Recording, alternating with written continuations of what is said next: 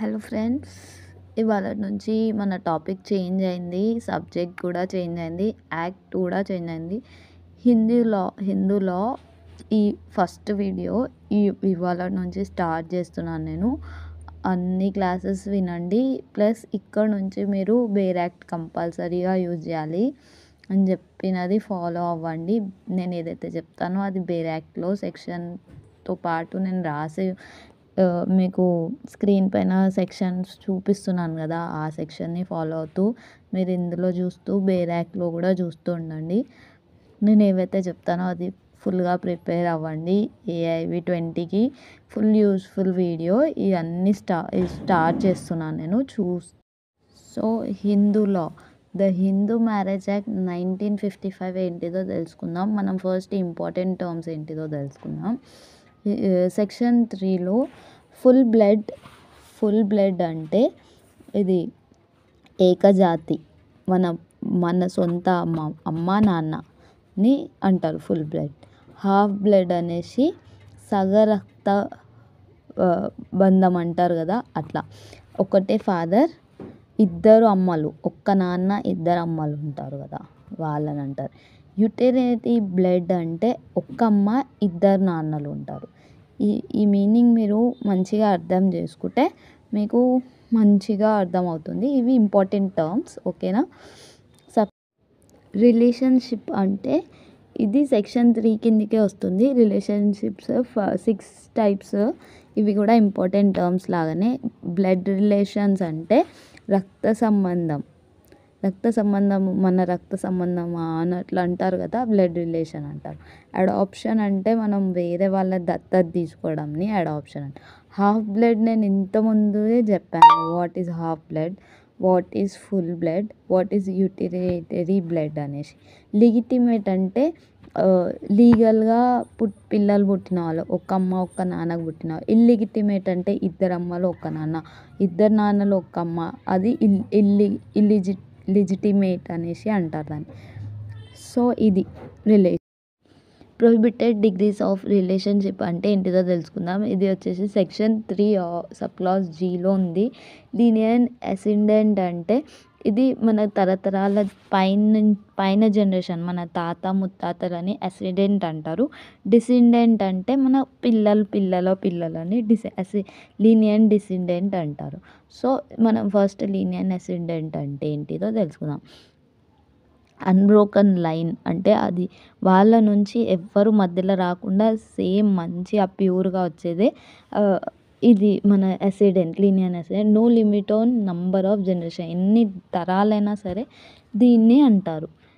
Same ఇంకా wife of husband of a linear ascendant or descendant of the other descendant, ఇద్దరు తరఫు నుంచి కూడా మనం ఇది చూడాల్సింది.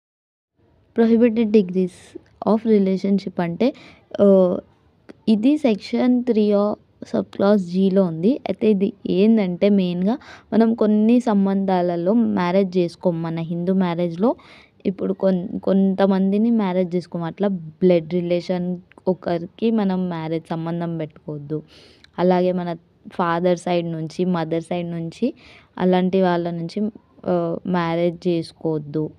కొన్ని కండిషన్స్ ఉంటాయి, అది ఏంటియో మనం ఇది తెలుసుకుందాం. దీన్నే ప్రొహిబిటెడ్ డిగ్రీస్ ఆఫ్ రిలేషన్షిప్ అంటారు. కొంచెం హద్దులు ఉంటాయి వాటికి. హద్దులు ఏంటియో మనం తెలుసుకుందాం. వాళ్ళతో ఎలాంటి relationship, marriage husband and wife relationship పెట్టుకోవద్దు అనేసి. అయితే ఇటు 7 తరాలు చూసి మనం పెళ్లి చేసుకోవాలంటారు కదా మన హిందూ సాంప్రదాయంలో. మనం ఇదే చదువుతున్నాం ఇప్పుడు. Prohibited degrees of relationship section 3 sub class జీలో ఉంటుంది. ఇది మన నాన్న సైడ్ వాళ్ళ 7 తరాల వాళ్ళని బ్లడ్ రిలేషన్లో పెళ్లి చేసుకోవద్దు, మనకి వరుస కాని వాళ్ళని. ఇటు అమ్మ సైడ్ వాళ్ళని 7 తరాలు చూసి మన వరుస కాని వాళ్ళని పెళ్లి చేసుకోవద్దు. వీళ్ళని లీనియంట్ ఎసెండెంట్, అన్బ్రోకన్ లైన్, మనము ఆ లైన్ని ఇరగొట్టొద్దు, పెళ్లి చేసుకొని ఆ సాంప్రదాయాన్ని విడగొట్టొద్దు అనేసి చెప్తాం.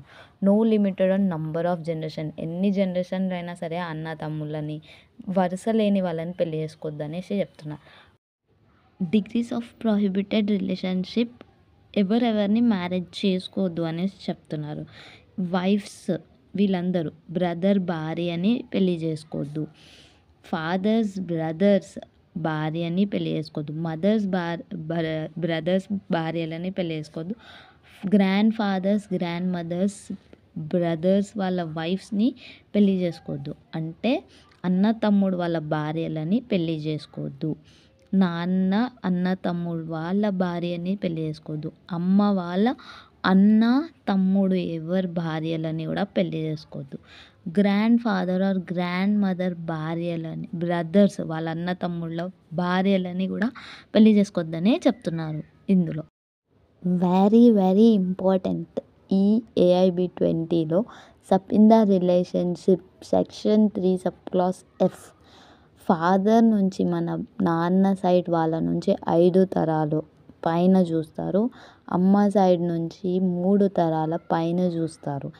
అవి చూసాకే పెళ్లి చేస్తారు అనేసి అంటారు కదా మన దాంట్లో. అలాగే హిందూ మ్యారేజ్ దాంట్లో సబ్ ఇన్ ద రిలేషన్షిప్ కూడా సేమ్ అలాంటిదే. So generation to be continued included person. ఒక అమ్మ సైడ్ నుంచి 3 తరాలు, నాన్న సైడ్ నుంచి 5 తరాలు చూసాకే మ్యారేజ్ చేస్తారు. ఎందుకంటే బ్లడ్ రిలేషన్షిప్ కలవద్దు ఎక్కడ కూడా అనేసి. మనం ఇంకా డెప్త్లో చదువుతాం, ముంగట చూడండి. సపింద అంటే తెలుగులో సాపింద్య లేదా సపింద సంబంధం అని అర్థం. ఇది ఒక సాంప్రదాయ హిందూ వివాహ చట్టంలో ఉపయోగించే పదం. ఒక్క వ్యక్తి తన తండ్రి వైపు 5 తరాల లోపల లేదా తల్లి వైపు 3 తరాల లోపల ఉన్న సాధారణ పూర్వీకులతో సంబంధం కలిగి ఉంటే అతన్ని లేదా ఆమెను సపింద సంబంధం ఉన్నవారుగా పరిగణిస్తారు. ఈ సంబంధం ఉన్న వ్యక్తుల మధ్య హిందూ వివాహ చట్టం ప్రకారం నిషేధించబడుతుంది.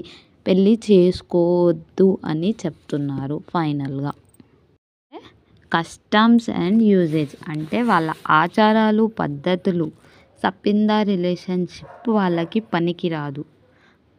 కంటిన్యూయస్ చాలా పాతకాలం నుంచి వాళ్ళు ఏదైతే ఆచారాన్ని పాటిస్తారో అదే చేస్తారు వాళ్ళు. అత్త కోడళ్ళకి మేనమామకి కోడలికి ఇచ్చి పెళ్లి చేయడం, బావ మరదలకి. Uniform for long time has force of law in local areas. Communities certainly unreasonable not opposed to public policy. అంటే ఇది ఊర్లలో ట్రైబ్స్లలో ఇలాంటివి జరుగుతాయి. వాళ్ళ ఆచారాలను అయితే వదులుకోలేరు కదా, కష్టం ప్రకారం వాళ్ళు చేసుకుంటారు చేసుకునే వాళ్ళు అని చెప్తున్నారు.